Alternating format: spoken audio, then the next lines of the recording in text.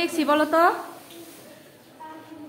56,800 এর সাথে কোন সংখ্যা যোগ করলে যোগফল 64,932 হবে?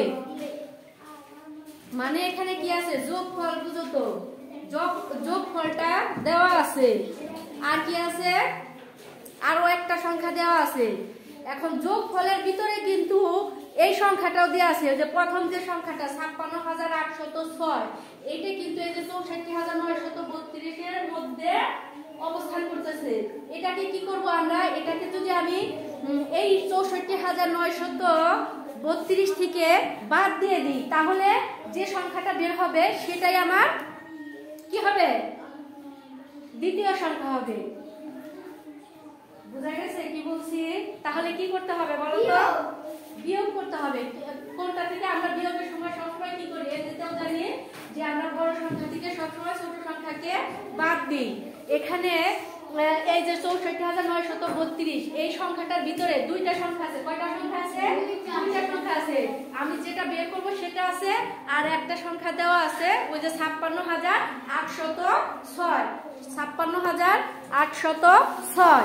এখন এই দুইটা সংখ্যার ভিতর থেকে আমি যদি একটা সংখ্যাকে পৃথক করে দিই, মানে আলাদা করে ফেলি, তাহলে আমার যে সংখ্যাটা, আমার কাঙ্ক্ষিত যে সংখ্যাটা আমি চাচ্ছি বের করতে, সেটা বের হয়ে যাবে অবশ্যই। আমার কথা কি বোঝা গেছে কি বলছি? আর এটা মানে বের করতে হলে আমাদের তাহলে কি করতে হবে? বিয়োগ করতে হবে। কি করতে হবে? বিয়োগ করতে হবে। আর আমরা এমনিতেও জানি যে বড় সংখ্যা থেকে ছোট সংখ্যা বিয়োগ করতে হয়, তাই না?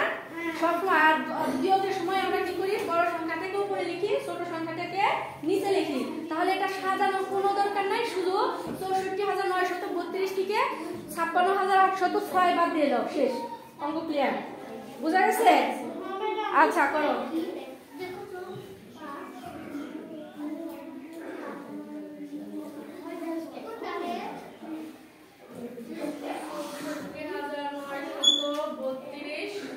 তুমি লম্বা করে করতে পারো, পাতালে করে করতে পারো, সমস্যা নাই। লম্বা করে করলে মানে সহজ হয়।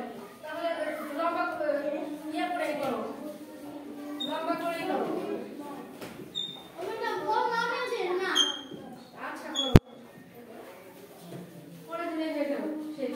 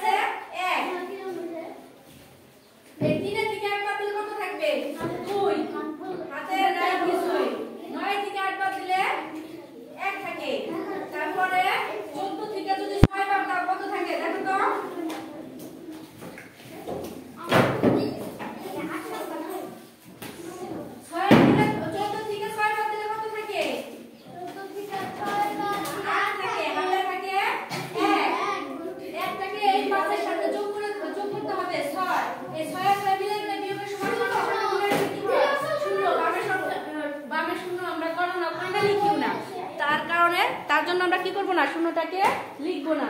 বুঝা গেছে কথা? হ্যাঁ বুঝা গেছে। তাহলে কথা কি করব? উত্তর হবে